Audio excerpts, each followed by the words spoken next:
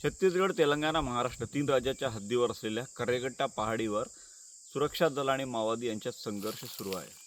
माओवाद्यांचं सगळ्यात मोठं आश्रयस्थळ असलेल्या कर्रेगट्टा पहाडीवर लपलेल्या माओवादी नेत्यांना घेरण्यासाठी सुरक्षा दल आता पुढे सरसावले आहेत. आपण जर बघितलं तर हा जो संघर्ष आहे, हा संघर्ष सुरू असताना केवळ 3 ते 4 माओवादी ठार झालेले आहेत. अजूनही बराच मोठा पल्ला गाठणं बाकी आहे, कारण भौगोलिक परिस्थिती अत्यंत कठीण आहे आणि सगळ्यात मोठा 250 वर्ग किलोमीटरमध्ये पसरलेला हा जो पहाड आहे, या पहाडावर माओवाद्यांना घेरण्यासाठी आणखी किती वेळ लागेल हे सध्या तरी सांगणं कठीण आहे. मात्र आता यावरून राजकीय वादळसुद्धा सुरू झाल्याचं आपल्याला पाहायला मिळत आहे. के चंद्रशेखर राव, तेलंगणाचे माजी मुख्यमंत्री, TRSचे प्रमुख यांनी आता या कारवाईला उघड विरोध केला आहे. त्यांचं म्हणणं आहे की ऑपरेशन कागारच्या नावावर निष्पाप आदिवासींना ठार मारला जात आहे. त्यामुळं सरकारने ही मोहीम थांबवावी, स्थानिक आदिवासींच्या हितासाठी माओवाद्यांसोबत शांततेची चर्चा करावी, असं KCR यांनी स्पष्टपणे जाहीर सभेत आपलं मत मांडलं आहे. माओवाद्यांनी शांततेचा जो प्रस्ताव दिलेला त्याला अनुसरून केंद्र सरकारने भूमिका घ्यावी आणि वाटेल तर आम्ही स्वतः पुढाकार घेऊ, असं KCR जाहीरपणे बोलले आहेत, पब्लिक मीटिंगमध्ये बोलले आहेत. दुसरीकडे काँग्रेससुद्धा आता या मुद्द्यावर वेगळ्या भूमिकेत येत असताना दिसत आहे. तेलंगणाचे मुख्यमंत्री जे असले रेवंत रेड्डी, ते सुद्धा शांततेत चर्चेच्या अनुकूल असल्याचं पाहायला मिळत आहे.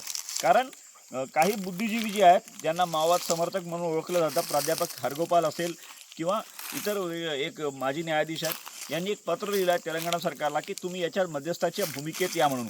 त्यानंतर तेलंगणाचे मुख्यमंत्री रेवंत रेड्डी यांनी माजी गृहमंत्री जे आहेत जाना रेड्डी, ज्यांनी 2004मध्ये माओवाद्यांसोबत शांततेची चर्चा समोरासमोर बसून केली होती, त्यांच्या घरी एक विशेष बैठक घेतली. त्यात या विषयावर चर्चा झाल्याची सूत्रांची माहिती आहे की शांतता चर्चा माओवाद्यांसोबत करण्यासाठी काय भूमिका घ्यायला पाहिजे. त्यामुळे कुठंतरी काँग्रेससुद्धा या वेगळ्या भूमिकेत शांतता चर्चेच्या दृष्टीने अनुकूल होत असताना आपल्याला पाहायला मिळत आहे.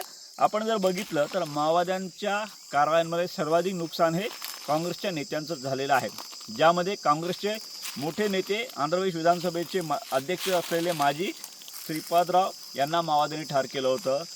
काँग्रेसचे बडे नेते ज्यांनी छत्तीसगडमध्ये माओवाद्यांच्या विरोधात सलवाद उडवून सुरू केलं होतं, असे महेंद्र कर्मा असतील. काँग्रेसचे छत्तीसगडचे प्रदेशाध्यक्ष नंदकुमार पटेल हे 2013मध्ये काँग्रेसच्या रॅलीमध्ये माओवाद्यांच्या हल्ल्यात ठार झाले होते. गडचिरोली जिल्ह्याचे काँग्रेसचे माजी अध्यक्ष मालुकोपा बोगामीही माओवाद्यांच्या हल्ल्यात ठार झाले होते. या सगळ्यांच्या पार्श्वभूमीवर आता TRSची भूमिका, काँग्रेसची, तेलंगणा काँग्रेसची भूमिका हे पाहता आता काँग्रेस एकूणच देशपातळीवर माओवाद्यांच्या या संपूर्ण याच्या संदर्भात नेमकं काय निर्णय घेईल हे पाहावं लागेल. मात्र आता यातून एक वेगळा संघर्ष आपल्याला राजकीय जो आहे तो पाहायला मिळणार आहे आणि यात भाजपची भूमिका सुद्धा आपल्याला काय नेमकं बघावं लागेल. मात्र भाजप शासित राज्य असल्यामुळे छत्तीसगड सरकार आक्रमक आहे, महाराष्ट्र सरकारही आक्रमक आहे माओवाद्यांच्या विरोधात, आणि हे 2 राज्य सरकारांची भूमिका असताना TRS आणि काँग्रेसची ही भूमिका नेमकं यातून पुढे काय होईल हे पाहावं लागेल. महेश तिवारी, न्यूज 18 लोकमत, गडचिरोली.